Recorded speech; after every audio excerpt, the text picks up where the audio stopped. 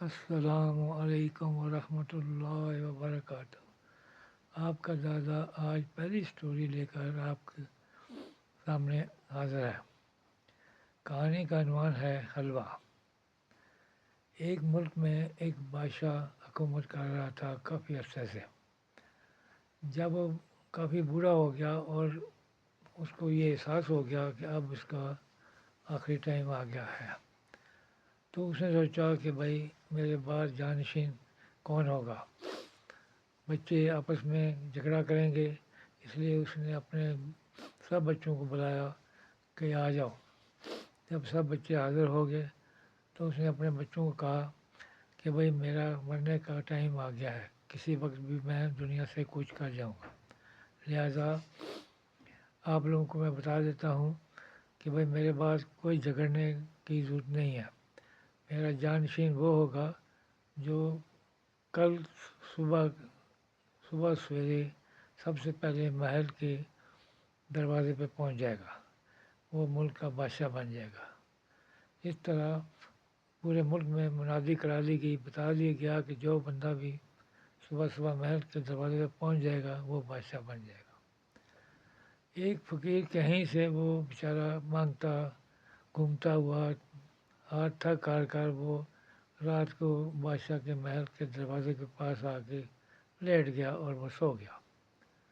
جب صبح سب بچے بھاگتے ہوئے دروازے پر پہنچنے کی کوشش کی تو دیکھا کہ بھائی وہاں پہ تو ایک بندہ پہلے ہی پہنچا ہوا ہے۔ انہوں نے دیکھا اور اس بندے کو اٹھایا، اس کو کہا کہ آج کے بعد بادشاہ سلامت کی وصیت کے مطابق آپ آج سے ہمارے ملک کے بادشاہ ہیں۔ اس کو کھڑا کیا۔ وہ فقیر تھا، فقیر نے پرانے کپڑے پہنے ہوئے تھے، اس کے وہ پرانے کپڑے تبدیل کیے گئے اور اس کو بادشاہوں والے کپڑے پہنائے گئے، اور اس کو تاج پہنایا گیا اور وہ اس کو بادشاہ کی تخت پہ بٹھا دیا گیا۔ وزیر نے کہا بادشاہ سلامت اب آپ بادشاہ بن گئے ہیں، اب آپ کوئی آرڈر کریں، عوام کے لیے کوئی آرڈر جاری کریں۔ فقیر نے کہا، فقیر کو تو کوئی اس بات کا پتہ ہی نہیں تھا کہ کیا کرنا، کیا کیا جاتا ہے۔ فقیر نے کہا حلوہ پکایا جائے، خود بھی کھاؤ اور دوسروں کو بھی کھلاؤ۔ پورے ملک میں حلوہ پکانا شروع ہو گیا اور سب لوگوں کو پورے حلوہ کھلایا گیا۔ جب دوسرا دن ہوا پھر وزیر نے کہا بادشاہ سلامت کوئی آرڈر کریں عوام کے لیے۔ اس نے کہا حلوہ پکایا جائے، خود بھی کھاؤ اور دوسروں کو بھی کھلاؤ۔ سب لوگ پورے ملک میں حلوہ پک رہا ہے اور سب لوگ کھا رہے ہیں۔ جب تیسرے دن بھی یہی ہوا تو پھر جو پڑوسی ملک تھا، ان کا دشمن ملک تھا، انہوں نے دیکھا کہ یہ ملک تو بس اب حلوہ ہی کھا رہے ہیں، لہٰذا اس پہ قبضہ کر لیا جائے۔ انہوں نے ملک کا جو دشمن ملک کا بادشاہ تھا اس نے اپنی فوجوں کو آرڈر دیا کہ فوری جا کے اس ملک پہ قبضہ کر لو۔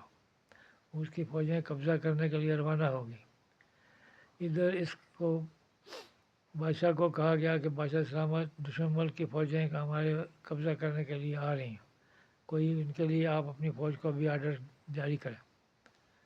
بادشاہ نے کہا حلوہ پکایا جائے، خود بھی کھاؤ اور دوسروں کو بھی کھلاؤ۔ سب لوگ حلوہ پکانے کے اور کھانے کے چکر میں لگ گئے اور دشمن ملک کی فوجیں بالکل شہر کے نزدیک آ گئیں۔ وزیر نے بادشاہ سلامت سے ہاتھ جوڑ کے کہا بادشاہ سلامت دشمن ملک کی فوجیں شہر کے بہت قریب پہنچ چکی ہیں، آپ اپنا کوارٹر جاری کریں۔ بادشاہ نے کہا حلوہ پکایا جائے، خود بھی کھاؤ اور دوسروں کو بھی کھلاؤ۔ جب تھوڑی دیر بعد دشمن ملک کی فوجیں شہر کے اندر داخل ہو گئیں اور انہوں نے شہر پہ قبضہ کر لیا، تو وزیر نے کہا بادشاہ سلامت اب تو ملک پہ ہمارے قبضہ ہو گیا ہے، اب کوئی آرڈر جاری کرو۔